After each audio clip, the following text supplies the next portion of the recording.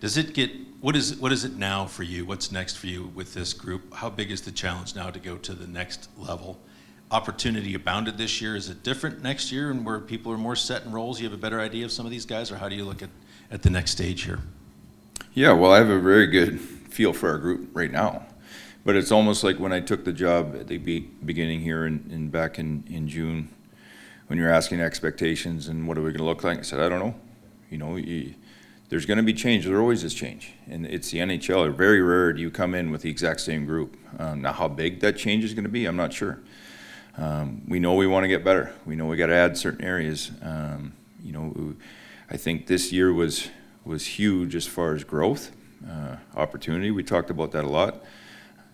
Development, culture, all those things that we wanted to make sure was in place. And there was a lot of learning curves for a lot of guys, for our leadership group. They had a new staff. Even though I was here, I was in a new role. And they have 2 new assistants. And so you start putting all these things together I have a very good idea of what we are, who we are. I have a lot of thoughts on where I'd like to grow to, where I'd like to add. But what you want and what you can get are 2 different things. And so this is going to be the ongoing conversation process here as we go into the summer.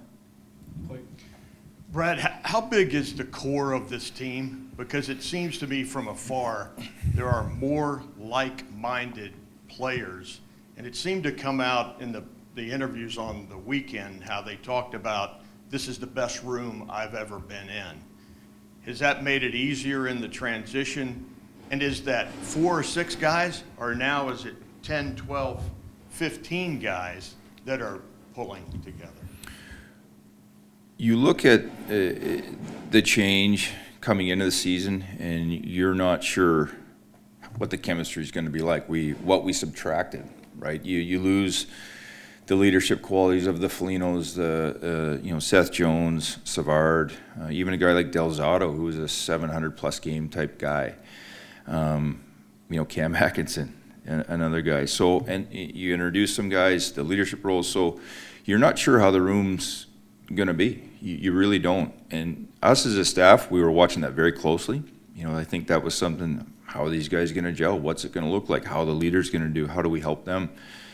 And you could see it. You could see it early on. We got to a good start. I've had many questions, like any surprises. It was unexpected, and that was the surprise. That if there's one thing, when we started 12-6, to me that was the surprise, a good surprise, but that was the unexpected right away. So then, how do you handle success? And being a real young team, and how are the leaders going to handle that? So, as far as the number of what that core looks like, I think we could pick some key guys out real easily and go that's core. And then there's maybe some tweeners, where are they at? But so I can't give you that number of how many guys will be back. What are we looking to do? Because in the NHL and we're going to go back as a staff. We're going to talk with management. They have a plan in place. We're going to talk about our thoughts. They'll get our ideas, and then they're going to try and build a team to get better. So sometimes there's unexpected trades. Nobody thought Cam would get traded, and that happened very quickly. And so, and all in the thoughts of trying to better the team and move forward and improve. And so, the hard part about this business is that room. They really cared about each other. You could feel it. And as the season went along, and as we went through, the downs. And that's when you really find out about your group, how they handled themselves in the struggles. And these guys really pulled together. Not that we got the wins that we wanted, but how they carried themselves together, how they did pull the rope together. Practice habits, the push. You look at the growth in a lot of our players this year, it was tremendous, I thought. But there's still a long ways to go. You look at the improvement that's going to be required. You look at the teams that are in this year. We have to get better. We have to, and that might mean losing some of these real key core guys. You never know, and so I don't have a crystal ball. I'm not going to play GM. I'm going to coach the team that they give me. They ask questions. I'm going to give them my honest opinion, and we'll see where that ends up. So around probably late July, we'll have a pretty good idea of what we're going to look like. Along those lines, I guess we'll go with Patrick Laine is a pending free agent. We know that's not your area of expertise to bring him back or anything like that, but if he were to be here, long term, how much would you enjoy that as far as him being part of that kind of core group? Yeah, the first thing about Patrick, he's a special player. These guys don't come around very often. He's got an ability to score at a very elite level.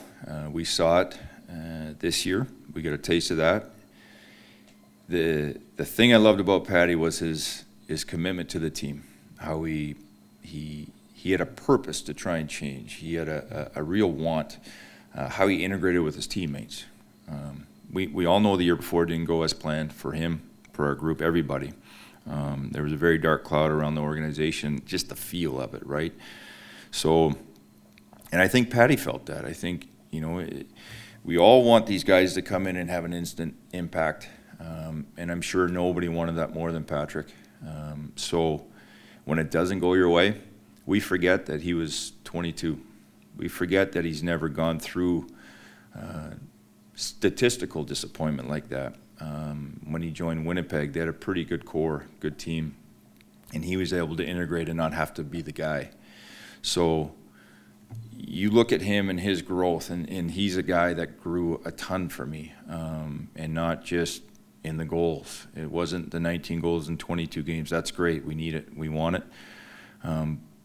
But his commitment was very evident. And to me, there's still so much more room to grow for him in a real positive way. At 24 years old, you look at him and where his game could end up, because he's not even close to being in his prime for me. So, yeah, I mean, as a coach, that excites you. You see a guy like that, he's 6'5", can score you, in an 82-game schedule, he's on pace for just under 40. And you see that he's putting the work, and you see that he's integrating with his teammates better. You see that he made change. Change requires change, and if you don't change, nothing happens.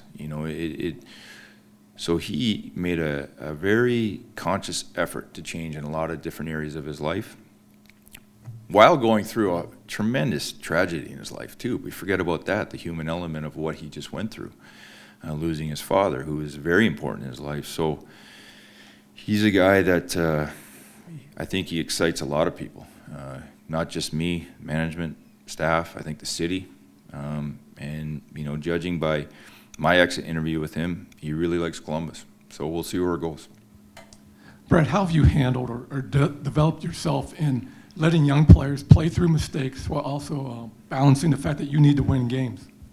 Yeah, it's tricky, right? I don't like the word handled, but how do we grow into that?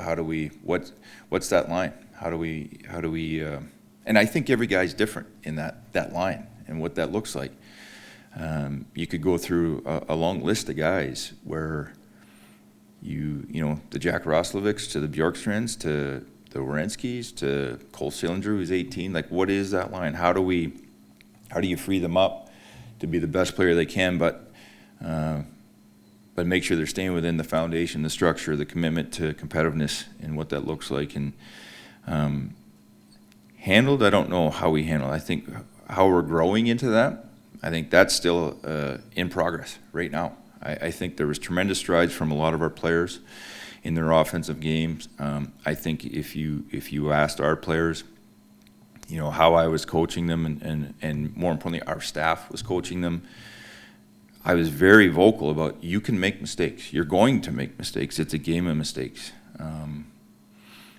But we're going to coach you through some of this, and there's some boundaries you can't cross, and if it goes too far, then it's going to cost you ice time. And I think individually they figured that out, what that line looked like. They're smart enough to understand some guys get more rope than others. I don't think I have to coach that. I think they know if a guy's got 1,000 games in the league, his rope's probably a little bit longer with 800 points. And it's Jake Voracek, if you don't know. Those guys get more rope, but they've earned that rope. They've earned that opportunity to, and that doesn't mean I'm not coaching him too, because I do. We have great conversations about that and trying to grow his game. So that's a work in progress. That's we're a young team, and we're going to continue to grow in that, and they're going to get to know me better. I'm going to get to understand them better, how to coach them better, how to push them, and that's really the exciting part of this journey right now. Brad, one of the unknowns going into the year was a head coach. What did you learn in your first year? I don't want you to assess it, but what was that first year like for you? And I'm also curious if you reached out to any of your mentors, specifically the guy you worked with here for a long time as a head coach. Yeah, you're spot on. I'm not going to assess that's not my place to assess my job or what I did. It was awesome. I loved it. I was so blessed to be able to coach and be part of a staff that got to coach a group like that really truly cared for each other. Yes, I reached out to several guys, and not just in the sport. I've been very fortunate to meet some head coaches that had success in different sports and talk to them, how they handled situations when they were done, when they got fired, what it looked like, the struggles they went through early on in their career. I think it's important not just to stay in your own sport if you can, and I was very, very fortunate to meet some guys that I have a tremendous amount of respect for and have conversations and some FaceTime with them, talk to them about that. So, yeah, I talk with Torts, absolutely. He's a guy, first and foremost, he's a dear friend of mine for the rest of my life. I separate hockey. He's a tremendous human being, but he has a ton of experience too. So, yes, I would check in and pick his brain. I think one thing I've learned in this game is be humble. I don't have all the answers. I'm going to make mistakes, but to grow, I think you need to ask questions. I think you need to lean on guys that have been around the game, and that's why I hired Craig Hartsburg, to be honest with you. That was a guy that his name came up early in the process, and I was excited to add him to our staff because he's got a tremendous amount of experience. We've had some awesome meetings as a staff with him and him giving his thoughts. So, every year you talk to the Barry Trotzes of the world that have won and been around forever, or the Mike Babcocks, or any of these guys with success. They're always trying to grow. As soon as you flatline and get stagnant, you fall behind. And these aren't. There's no gimmicks to it. I said it when I took this job. There's no substitute for experience. There's just not. And so, I just finished my 25th year of pro hockey. I'm 44 years old, turning 45 here in June. Still a very young man, Portsy. And so it's another year of experience for me. And we went through things. And some things I expected, some things I didn't. But I'm going to sure try and grow from it. I'm going to reach out and have conversations and, just meet with my staff, get thoughts, things we want to possibly change, what we want to look like. What do we want to look like as an organization, as a team, our foundation? We'll be happy with that. These are conversations we have constantly. So it was a incredible year. It was. And take out the wins and losses. We all want to do better. We all want to be playing today. This is the day. I don't want to be doing this. I'd rather be doing this, telling you who's in my lineup, who's starting. But we're not. And that's where we want to grow to. That's where we need to get to. But I'm excited about the future. I am. I think we have some really good players in there, but we have some tremendous people, which I'm excited about. Some of the veteran guys that we talked to on Saturday said that maybe the next step is the hardest one. Things like expectations come into play. These things don't always go in straight lines, things like that. In your experience, is that something that is true, that you can have these young players kind of play well when the pressure's off, but as these things build, it can be a real tough thing to make that next step? Yeah, I think, there was tremendous growth, even in basically a 500 season, as far as wins, losses, and win percentage. But you bet that when pressure's a real thing, and when it starts to get pressure, you don't know how they're going to react. So that's going to be another situation we're going to go through as a group. Hopefully, as we, you said it just a second ago, that trajectory of improvement is never a straight line. It's not rarely. It's never a straight line. It's always, there's ups and downs. But like I've talked with a lot of our players, those downs, those tougher times, that's the opportunity to grow. It is. That's that's where you pinpoint the growth. It's not when we were 12-6 and rolling. It's when we went to St. Louis on the back-to-back and had a good first period, and then they took over the game. And then we went 2 nights later to Nashville, and they were on a run, and they're a playoff team. And then we went to Dallas, who was on a 7-game point or win streak, and we lost there. And then we went to Washington and lost there. To me, that was the punch in the nose that, whoa, we haven't arrived yet. You know, and now all of a sudden we're 12-10. So when you look at that, how are we going to handle that? Well, we had to go through it. You know, you can talk to Cole Sillinger about it as an 18-year-old or even a ton of our young players, but you have to go through it. And that's the patience part of it. And everybody loves patience now, and they love it in the summer. But when the season starts, patience goes out the window, and it's like, well, what's going on with your group? We got some things we need to learn. We got to go through. And we went through a lot of it. And so that trajectory, it's generally like this. Now how we get to here, that's a bumpy road. It always is. And you can't fast track it. I said it just a bit ago about there's no substitute for experience. And some guys handle it different than others. There's some surprises, and there's some guys it's going to take longer. I can't tell you who those guys are going to be, but as a staff, I know we're going to work to try and help those guys and grow them and get there as quick as we can, but it has to make sense for them too. So there's a road ahead, but I said it just with Dave, it's exciting. Right, when you get together as a coaching staff to talk about changes for next season, you probably already have in some way, is the goals against the biggest issue that you'll try to correct this offseason? Yeah, well, that's the one that stands out right away, right? And so here's what you always fight. Is it personnel? Is it systematic? Is it, you get challenges all the time from my general manager. We talked about early in the season, and that's part of his job, and that's us. And so that's what we have discussions about. We made some changes. Let's just go with our D zone. The year before, we were 27th in the league in goals against, and near the bottom in all these important categories like passes to the slot and all these fancy analytics, right? And then we lose almost 2,000 games of experience on the back end. You lose to Seth Jones, Savvy, Delzato. Delzato was 700-plus games. I believe Savvy was 600-plus games. And now you have guys that are coming in. We had 10 defensemen coming in the lineup. I think we had 4 that were over 100 games of experience. Gavrikov had 124 games coming this year.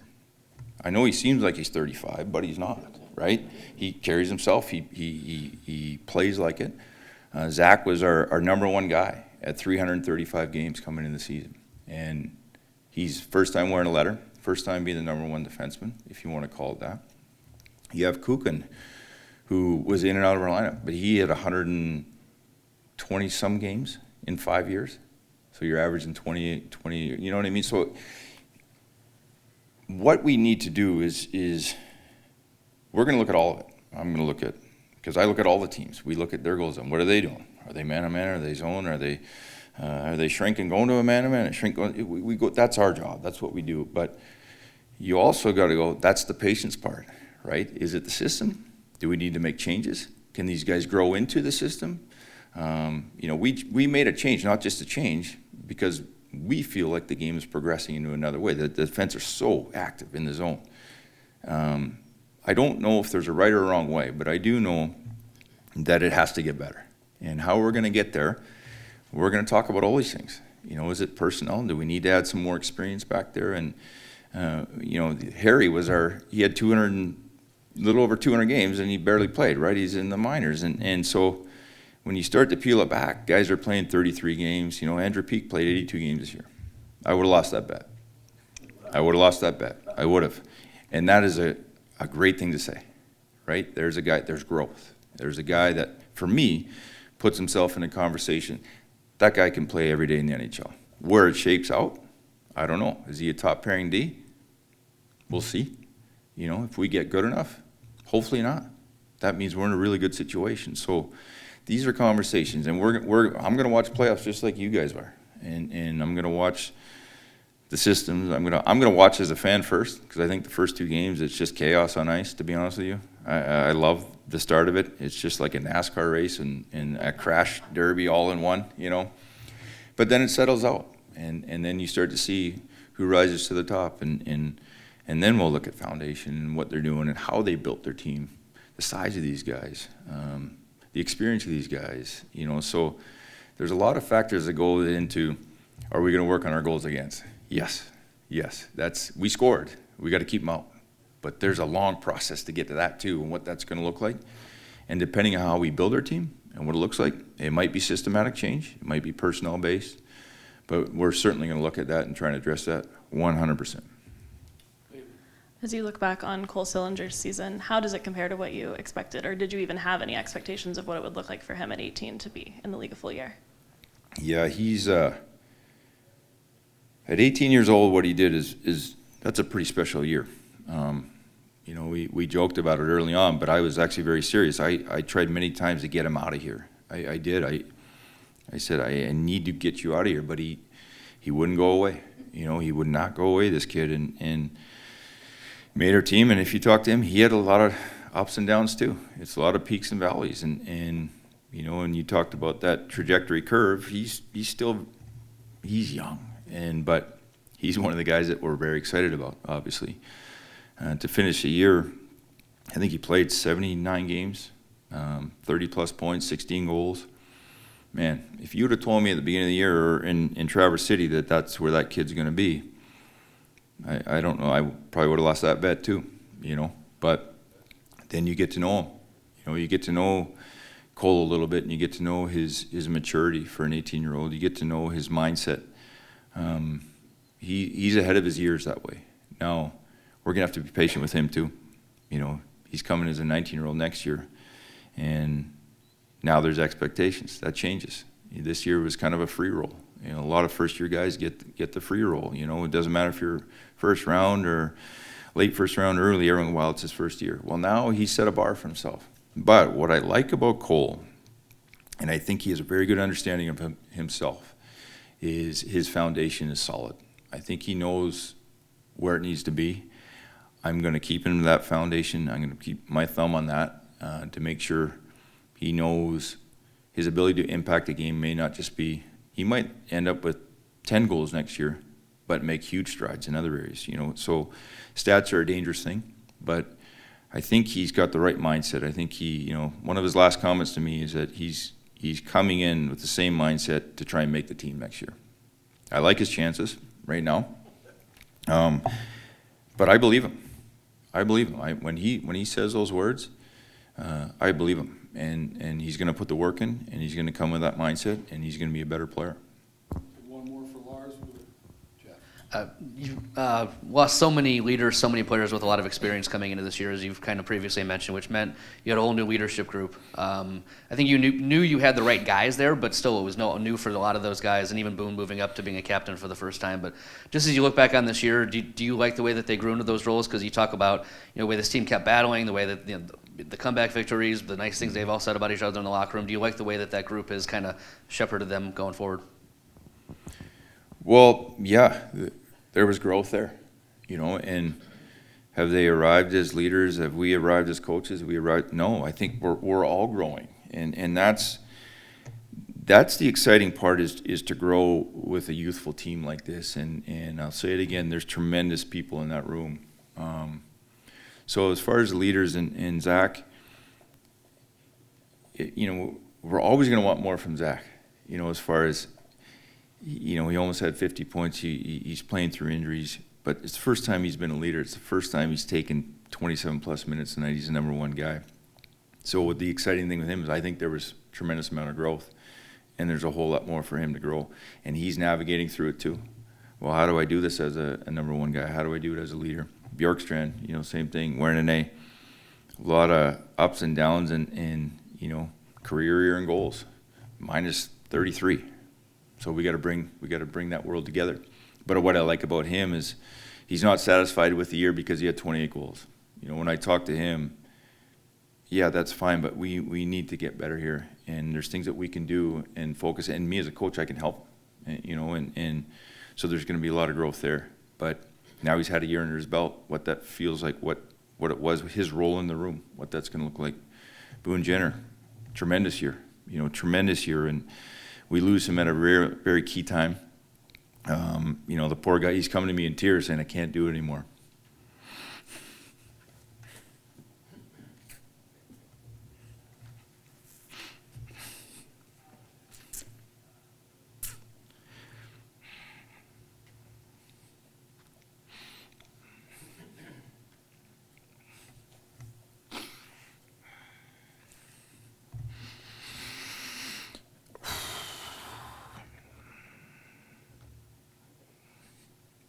How old are you, Portsy? I didn't expect that. Okay, sorry. Yes. But he cares. Tremendous amount. He cares, and it was killing him. He couldn't go play. So